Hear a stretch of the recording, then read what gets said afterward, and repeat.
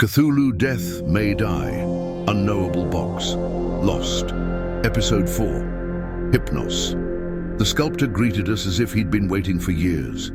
Emaciated and wild-eyed, he whispered of a being named Hypnos, who had come to him in dreams, unlocking realms of wonder and terror. "The mansion," he murmured, trembling. "It grows larger every night. If you sleep here, he may call you too." Madness or not, we stayed, curiosity overtaking caution. When the night fell, the dreams began. I awoke in a vast, decaying mansion that defied comprehension. Each room lacked doors, and sometimes we passed through walls as if they were mist.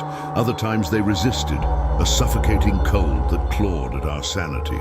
In one room, we felt an overwhelming presence. A nightmare emanated from its core, pulling us into its grip. The whispers began, and when we stepped inside, the nightmare consumed us.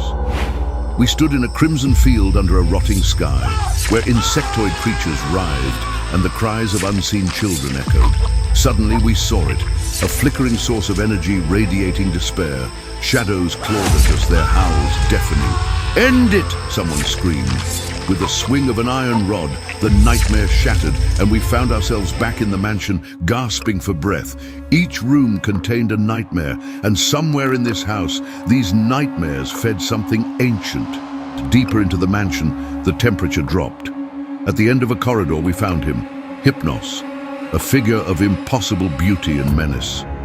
"Fragments of your world fuel him," he said, smiling. "End the nightmares, and you'll draw closer to him." Before he could say more, one of us lashed out with the rod, shattering his ethereal form. But Hypnos didn't vanish. He invaded the investigator's mind.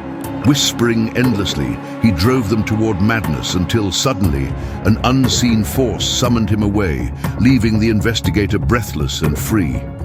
For now, we pressed on, room to room, ending nightmare after nightmare. One room plunged us into a forest where grotesque forms pursued us.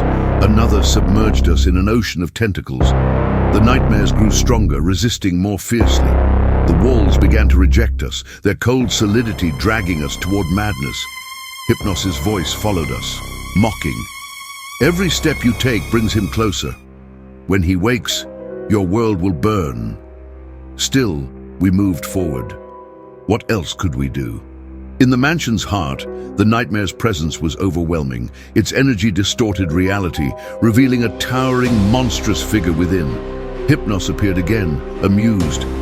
"End this, and he will awaken. Leave it, and he will grow." Someone raised the rod, hesitation clear. Was it better to leave the elder god dreaming or risk waking him? I broke the silence. "The elder god, be it Cthulhu, may awaken, but even death may die." And with that, the rod came down. "Investigators, stop this madness and save the world."